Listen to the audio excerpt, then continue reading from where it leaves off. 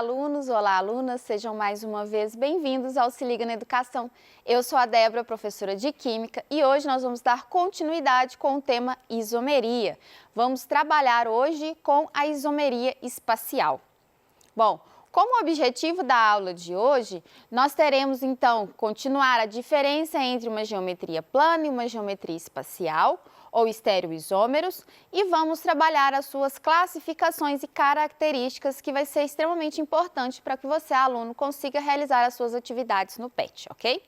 Bom, antes de começar a falar sobre a isomeria especificamente, eu quero trazer para vocês o conceito de barreira rotacional. Vamos ler juntos? Então, barreira rotacional é definida como uma barreira física que impediria a ligação de girar em torno do seu próprio eixo. Eu vou pedir para vocês me acompanharem agora em alguns modelos atômicos e esses modelos vão então mostrar para vocês como que essa estrutura, como que essa barreira rotacional funciona nas estruturas. Primeiro eu vou mostrar para vocês aqui esse modelinho. Então, olha só, eu tenho aqui duas bolinhas pretas representando os carbonos, duas bolinhas amarelas representando, então, os meus cloros e 4 bolinhas brancas representando, então, os meus hidrogênios. Bom, o que eu tenho aqui? Eu tenho uma ligação simples entre os meus carbonos, correto? E os meus cloros estão exatamente na mesma direção, ou seja, os dois estão voltados para cima. Observe agora essa capacidade que a ligação simples tem.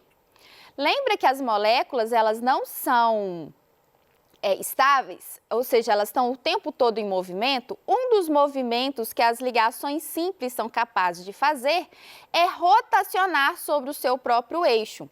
Então, dessa forma, ora a molécula está com os cloros voltados para o mesmo lado, ora essa molécula estaria com os cloros com orientações diferentes, ok? Bom, agora vamos avaliar essa outra substância aqui. Agora eu tenho 2 carbonos, 2 cloros e 2 hidrogênios, que seriam essas bolinhas brancas. Observe que agora eu tenho uma ligação dupla entre carbonos. Eu tenho ainda o meu eixo aqui, só que eu não consigo girar eles. Observe que eu não consigo fazer o mesmo tipo de rotação que estava na ligação simples. Logo, quando esses cloros estão direcionados para cima, eu não consigo direcionar eles para baixo. Se eu tiver uma diferença entre os cloros, um para cima e um para baixo, eu estou me referindo a substância diferente. Logo, quando eu tenho dupla ligação entre carbonos, essa substância é diferente da outra. Enquanto que na ligação simples, essa substância é exatamente a outra substância, porque eu simplesmente rotacionei, ok? Então, voltando aqui no slide, então, a barreira rotacional é uma propriedade das insaturações duplas, tá? E as ligações simples não vão possuir essa barreira rotacional. Logo, quando eu trabalhar com dupla ligação numa cadeia aberta, eu estou trabalhando, então, substâncias diferentes, uma vez que esses ligantes tenham posições diferentes. Bom, nós podemos representar a forma tridimensional usando recursos gráficos. Uma dessas formas é usando esses desenhos. Então, quando eu tenho um risco, eu indico um plano. Quando eu tenho esse rachurado, eu indico atrás do plano. E quando eu tenho esse triângulo preenchido, eu indico, então, a frente do plano. Vamos voltar para o meu recurso tridimensional para vocês entenderem? Então, olha só. Aqui eu tenho a mesma moléculazinha que está ali representada. O carbono, eu tenho os meus 4 hidrogênios. Observe que 2 deles estão no mesmo plano. Então, eu consigo colocar a minha mão aqui e ver que eles estão no mesmo plano. Ao mesmo tempo, eu enxergo que um está para frente e o outro está para trás do meu plano, ok? Um está depois da minha mão e o outro está à frente da minha mão.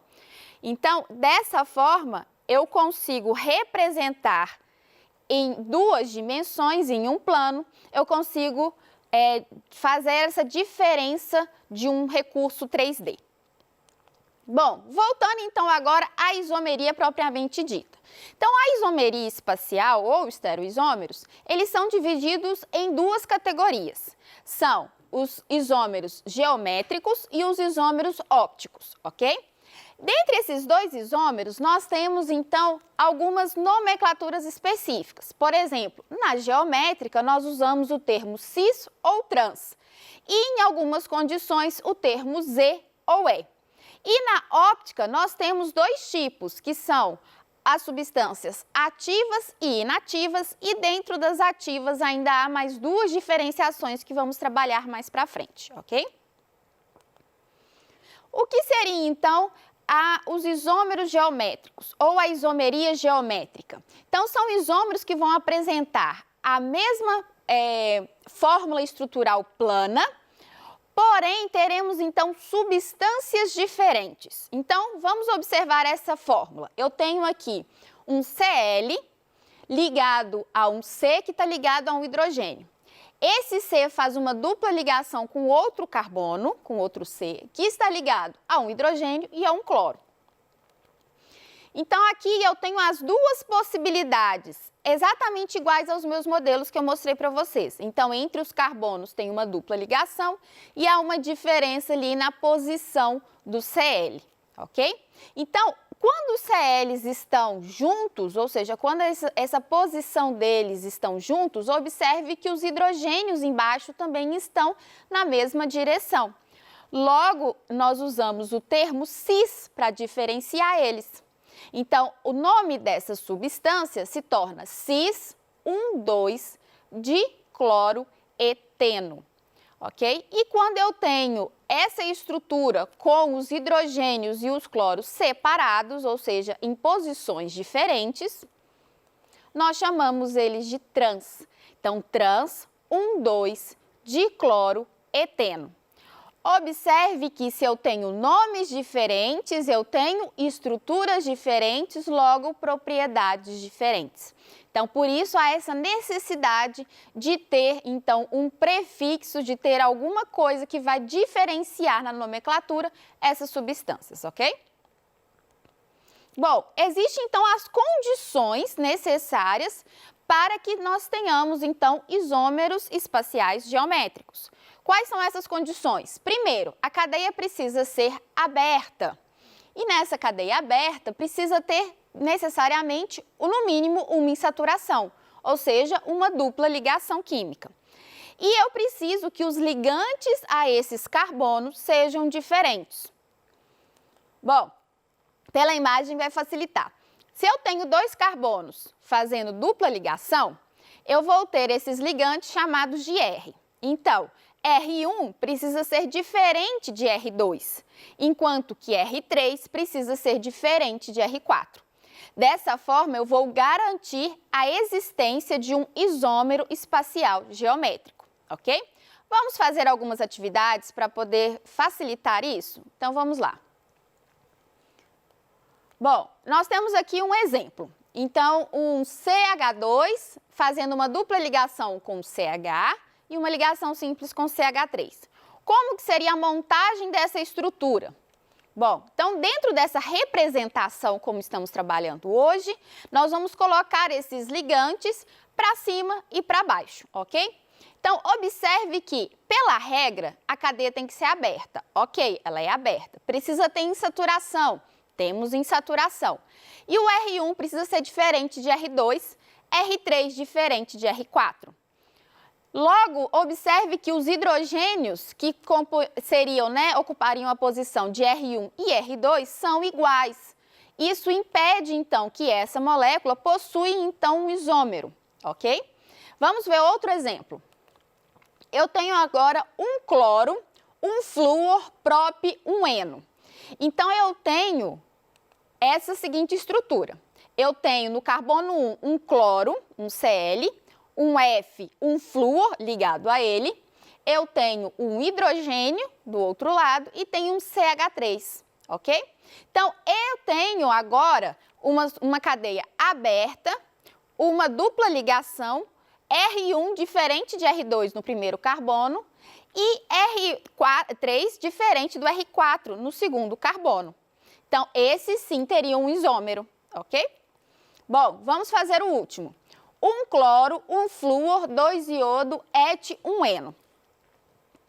Então, aqui eu tenho todos os elementos diferentes também. Então, ele também é um isômero, porque é uma cadeia aberta, possui insaturação e R1 diferente de R2, R3 diferente de R4. Esse também possui um isômero geométrico. Bom, e a nomenclatura? Antes, eu quero mostrar para vocês o que seria um isômero dissubstituído. Vamos voltar aqui nas moléculas? Então, imagine que eu tivesse essa molécula aqui, tudo com bolinha branca. Eu tirei ou seja, seriam todos Hs. Se eu tirar um H e colocar um Cl, ou seja, um cloro, eu vou fazer uma monossubstituição. Aqui eu tirei outro hidrogênio e coloquei outro Cl, outro cloro. Então, eu tenho uma dissubstituição, ou seja, eu substituí 2 vezes na molécula, ok? Então, olha só, a nomenclatura dos dissubstituídos vai ter a mesma estrutura plana para os dois e o que vai diferenciar vai ser justamente a estrutura. Então, aqui eu tenho um R1H, R2CH3, R3H, R4CH3. Observe que eles são diferentes entre si, mas são exatamente iguais ao do carbono anterior. Isso não tem problema. Quando isso acontece, é justamente o dissubstituído, ok? E aí você pode ter as moléculas iguais em cima ou ao contrário. Quando elas estão iguais, nós olhamos sempre o hidrogênio. Então, nós precisamos olhar as posições dos hidrogênios. Se eles estão na mesma direção, nós chamamos essa molécula de cis. Então, essa molécula é cis-but-2-eno. Se ela estiver em posições diferentes, nós chamamos ela de trans-but-2-eno, ok? E quando eu tenho os ligantes totalmente diferentes, Débora, como que eu faço? Bom, a estrutura plana é a mesma e o que vai diferenciar é justamente a posição dos elementos. Então, eu tenho aqui o ligante cloro, flúor, iodo e hidrogênio. Eu tenho do outro lado os mesmos ligantes, porém agora estão em posições diferentes. O que você deve fazer? Procurar aquele que tiver o maior número atômico. Então, aqui na primeira molécula, o que tem entre cloro e flúor, o maior número atômico é do cloro, que tem 17, e o flúor tem 9. E entre o iodo e o hidrogênio vai ser o iodo, porque o número atômico do hidrogênio é 1. Qualquer elemento comparado ao hidrogênio sempre vai ter um número atômico maior. Então, aqui eu vou ter uma substância. Do outro lado, a mesma coisa que eu vou avaliar. Quais que têm o número atômico maior? Observe que no primeiro, os números atômicos maiores estão juntos, estão na mesma linha, enquanto que na outra molécula eles estão separados. Então, agora, ao invés de usar o termo cis e trans, nós vamos usar as letras Z e E.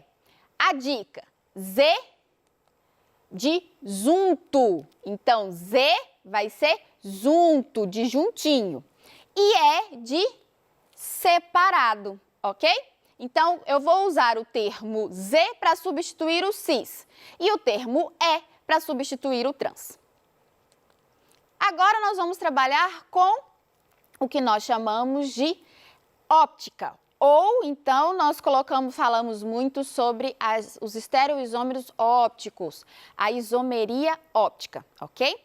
Então, primeiro eu vou ler a definição com vocês pausadamente e depois nós vamos explicar como que se dá, então, essa nomenclatura e também entender como que esses isômeros se diferenciam, ok? Então, vamos ler juntos. Os isômeros apresentam a mesma fórmula estrutural plana, porém diferenciam pelo tipo de desvio do plano da luz polarizada, ok? Então, afinal de contas, Débora, o que é a luz polarizada? Bom, nós sabemos que a luz, ela se trata, então, de uma onda eletromagnética. Essa onda eletromagnética, ela tem vibrações sobre todos os lados. Então, ela vibra para todas as direções. Eu vou trazer aqui uma imagem que vai facilitar o seu entendimento. Observe então essa lanterna, ela está emitindo luz.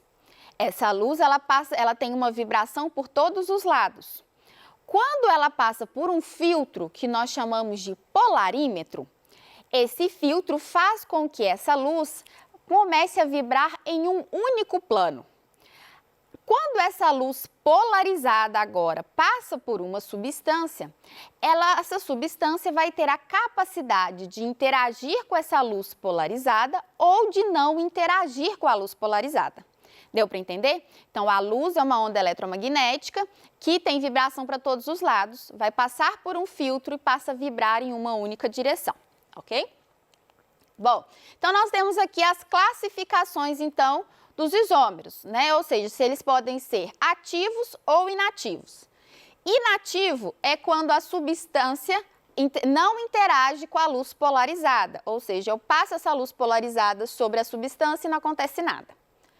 E ativo é quando eu tenho, então, uma interação da luz com a substância. E essa substância, como que ela vai interagir com a luz? Qual é o reflexo? Qual é a consequência?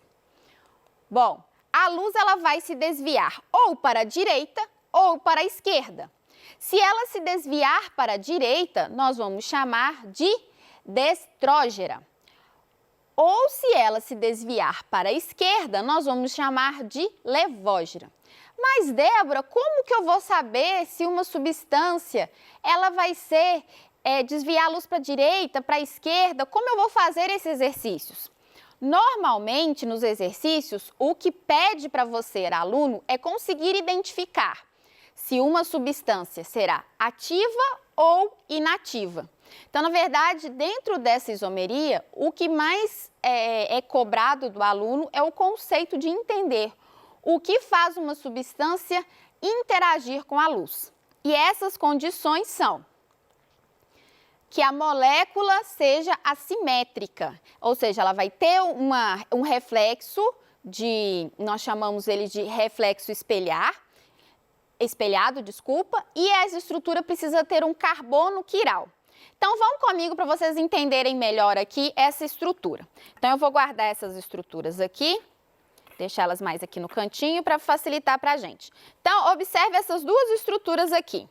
Eu consigo mostrar para vocês que essas substâncias é como se eu tivesse o espelho da outra.